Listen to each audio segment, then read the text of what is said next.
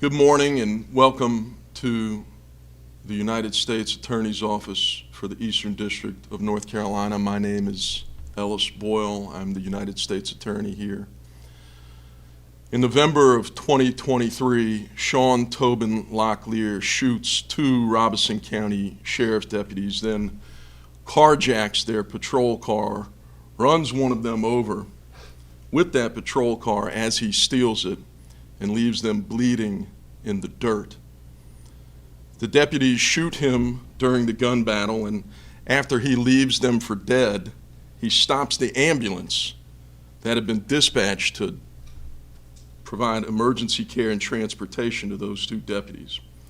He commandeers the deputy's ambulance, making it take him to the hospital instead. Sheriff Bernice Wilkins' team from Robeson County arrests Shawn Tobin Locklear at the hospital, and he finally runs out of luck. He finds out what happens with federal justice.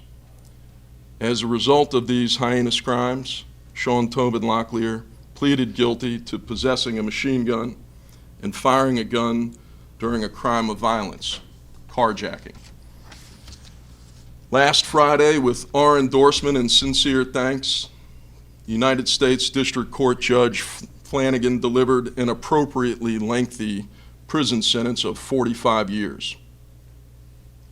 That means that Shawn Tobin Locklear won't be able to maraud and pillage in our community, shooting children and citizens in Robeson County or anywhere else in eastern North Carolina for a very, very long time. Once we caught this big shark bad boy, we reeled him in, put him on ice. We don't catch and release here in the federal system. So how did this sordid tale come to pass? Let me tell you the story. On March 10, 2022, Shawn Tobin Locklear was charged in state court for crimes related to armed robbery for stealing a necklace back in February 2022. After his arrest, a state court judicial officer allowed his release from custody. So he walked free out in the community, able to do whatever he wanted. He has never faced trial in state court on those charges. On November 30th, 2022, while on release, Shawn Tobin Locklear was arrested again and charged in state court for more and worse crimes this time. These included first-degree murder, armed robbery, and other serious crimes related to a violent robbery of three people in a car, one of whom, a 28-year-old man, was shot dead with a gun during that attack. Once again, a state court judge allowed his release from custody in May 2023. So he walked out in the community, free to do whatever he pleased, even though he had been charged with committing first-degree murder. He has still never faced trial in state court for those charges. On September 28, 2023, again while on release the second time, his sister called the law because she said her brother, Shawn Tobin Locklear, choked her with both of his hands around her neck and pointed a gun at her during this assault. According to the sister, Shawn Tobin Locklear took her phone when she first attempted to call the police, and she escaped, locked herself in a room, and called the police. After Shawn Tobin Locklear discovered she had called the police, he hid multiple guns and marijuana in his car and drove over to his grandfather's home. When deputies attempted to apprehend Shawn Tobin Locklear, he sped off into the woods on a four-wheeler. Deputies saw several guns and marijuana in plain sight in his car, leading to a search that resulted in the seizure of a .45 caliber handgun, a .40 caliber handgun, a .223 caliber AR style rifle, a .762 caliber rifle, and a .40 caliber pistol with a switch. Now, a switch is a machine gun conversion device that you put in your pistol, and when you pull the trigger, it goes full auto, just blap, the whole clip goes straight out of it like a machine gun. They also found 7 machine gun conversion device switches in his car, multiple large capacity magazines, over 170 grams of marijuana, a half gram of cocaine, over 3 grams of crack cocaine, and a digital scale. Now, Shawn Tobin Locklear was only 20 years old in November of 2023, and because he was allowed to walk free in our community, he had all of these dangerous items: machine guns, drugs, ammunition, lots of ammo. So, even in spite of all these serious pending state charges, including first-degree murder, the Robeson County Sheriff's Department deputies are tasked to go hunt him down for a 3rd time, putting their lives at risk. That is the context for everything that led up to November 7, 2023. On that day, Robeson County Sheriff's deputies received a tip on Shawn Tobin Locklear's location. When a deputy arrived, he saw Shawn Tobin Locklear flee on foot into the woods. Deputies Kalen Locklear and Jonathan Walters drove to the other side of the woods where they suspected Shawn Tobin Locklear would emerge. Deputies saw him walking in a canal and pulled up and jumped out of their patrol cars. As the deputies advanced on Shawn Tobin Locklear, he hid behind a tree. They ordered him to submit and show his hands. He chose violence and to resist. And this is the body cam footage from that.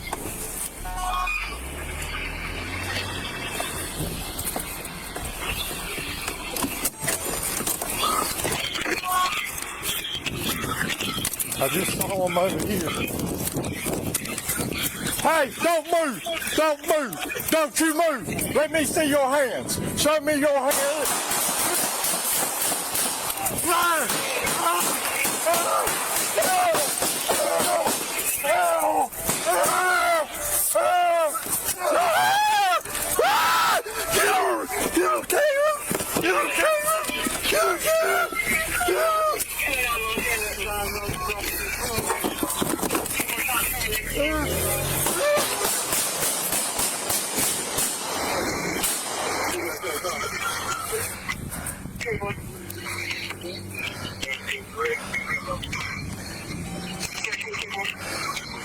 Caitlin, give me a...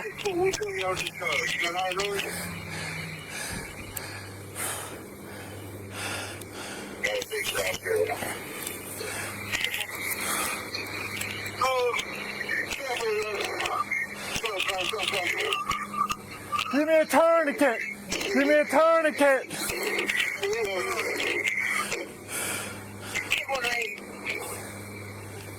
Give me a tourniquet. Caitlin, I need a tourniquet. You might have been shot in the leg. Now, Shawn Tobin Locklear used trickeration. He showed his empty left hand on the side of the left side of the tree. See that? And then he jumped out on the right side with his gun drawn and started blasting. Both deputies returned fire and struck Shawn Tobin Locklear. Sadly, Shawn Tobin Locklear shot both deputies several times. He hit Deputy Walters in his leg and hand, causing him to drop his service weapon. Deputy Walters collapsed to the ground and managed to crawl behind the patrol vehicle. Shawn Tobin Locklear shot Deputy Kalen Locklear several times in his upper body. As Deputy Kalen Locklear reloaded his service weapon, Shawn Tobin Locklear sprinted up from his ambush and dove into the patrol car. Shawn Tobin Locklear used that several thousand-pound patrol car as his new weapon, slamming it into reverse and running over Deputy Walters' legs as he tried to drag his wounded body out of the way. Hit him with both tires over his leg as he went back. Luckily, Deputy Kalen Locklear only got slammed, not fully crushed under the tires, and he unloaded at Shawn Tobin Locklear through the windshield. And please, do not get this twisted. If a person crashes a car into a law enforcement officer or even tries to do that, It is an assault with a deadly weapon. Ask Deputy Walters what he felt physically and emotionally when Shawn Tobin Locklear ran him over with that thousands of pounds patrol car. If there was ever any serious debate on such an obvious topic, this should end it once and for all. There is not some requirement that an officer must allow the driver to complete an attack and fully crush the officer underneath a car before responding with appropriate force to meet this deadly attack. After trying to kill these deputies by shooting them and running them over, Shawn Tobin Locklear sped off without any remorse about the grievously wounded law enforcement officers he left behind in the dirt. He stopped their ambulance that they had called and was responding to save those deputies' lives. After he stopped the ambulance, Shawn Tobin Locklear made it transport him to the hospital instead of them. The deputies had shot Shawn Tobin Locklear in his face, stomach, and right hand. When other deputies arrived on the scene, they rendered emergency aid to the injured deputies. They found Kalen Locklear had suffered gunshots to his left upper chest, his right abdomen, his right leg, and his left arm. Deputy Walters suffered gunshots in his left leg and hand, in addition to having his legs crushed by the tires of the patrol car that Shawn Tobin Locklear carjacked and ran him over with. Later, when law enforcement searched Shawn Tobin Locklear's car, they found, and this is in addition to what they had found before, those 5 guns, these are the new ones, a .556 AR-style rifle, a .38 handgun, a .762 AK-style pistol, and a 6mm handgun. They also found more ammunition and marijuana. And again, I just want you to remember that this was a 20-year-old alleged to have committed at least one murder, amongst several other serious crimes, who had never faced a trial, and the state courts had released him to acquire all of these drugs and ammunition and machine guns. And also don't forget that all of these guns found in November were new and different from the arsenal they found 5 weeks earlier in September 28, 2023. So this is him. Perhaps shockingly, but probably not a surprise, while he was in the hospital, Shawn Tobin Locklear said the only reason he got caught was because he ran out of bullets. He didn't have his big clip. He also admitted that he had tried to access the deputy's AR-15 that was locked up inside the patrol car he stole. Thankfully, he couldn't figure it out. If you didn't already know this, this is what happens when you release a violent, repeat criminal to roam freely in our community. This does not belong in our society, and we're lucky he didn't murder more citizens and children before brave law enforcement officers captured him. Mercy to the guilty is cruelty to the innocent. Our thanks goes out to the whole team that worked on this case to bring justice. As always, we had great cooperation with the Robeson County Sheriff's Office. Sheriff Bernice Wilkins is here. Thank you, sir. And with our local ATF agents, we have the resident agent in charge, Mark Oxendine. Thank you, sir. And from our U.S. Attorney's Office in the Eastern District of North Carolina, we had Ashley Fox and Robbie Dodson. Great job, team. Our office cannot do anything without excellent police work to investigate the case and develop the evidence. And law enforcement officers cannot get convictions without our lawyers. So we very much appreciate and acknowledge this partnership and our collaboration. And I want to focus for a minute on who the real heroes are here, Jonathan Walters and Kalen Locklear. When his brothers in arms loaded Deputy Walters into the back of the pickup truck and rushed him to the hospital, doctors performed emergency surgery and he lost 4 liters of blood.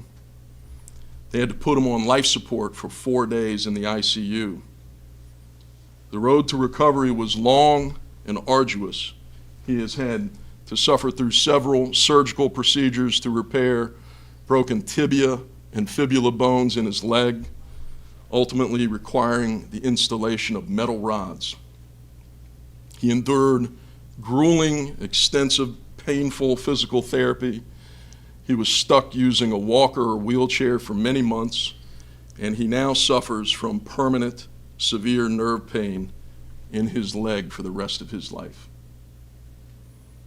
He has emotional scars too. Sometimes he has nightmares. In his words, he said, "There's many times I've put myself back out there and I'm like, oh gosh, I just imagine him running over me again."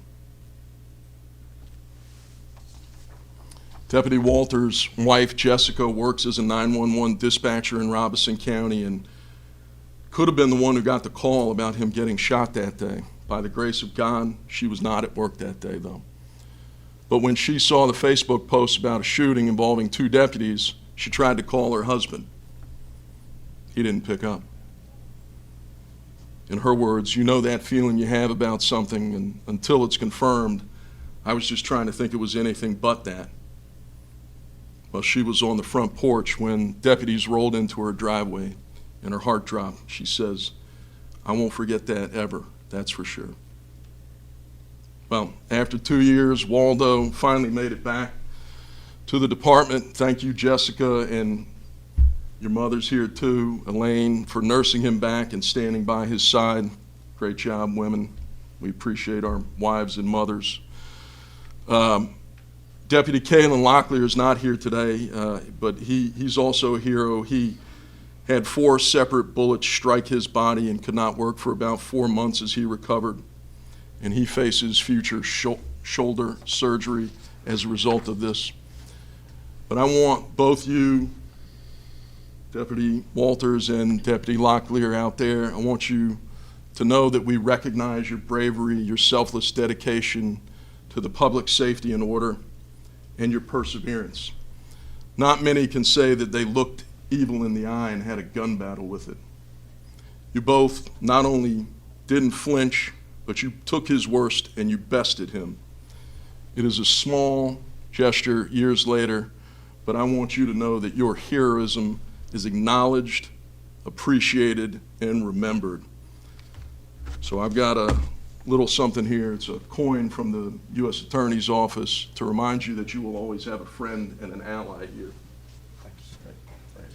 Back to work. Thank you, sir. Stay safe.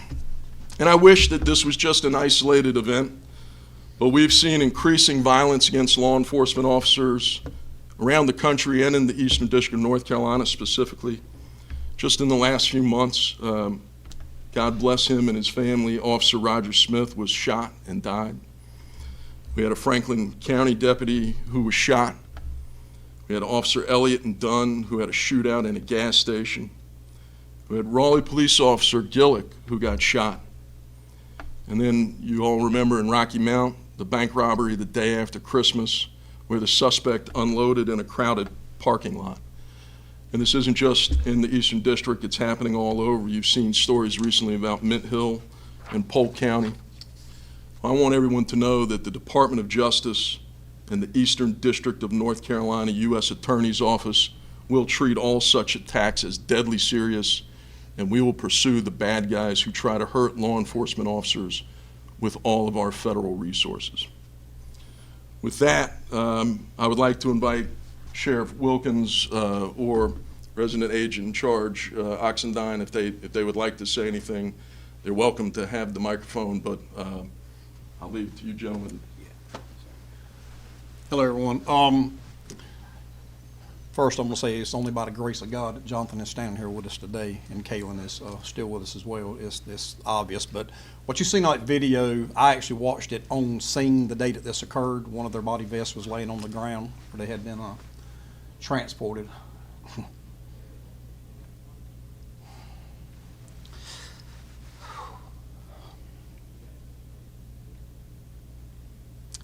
And it's still very upsetting to me that somebody of this caliber could have been walking the streets. I don't care how old he was, that somebody could be walking the street like that.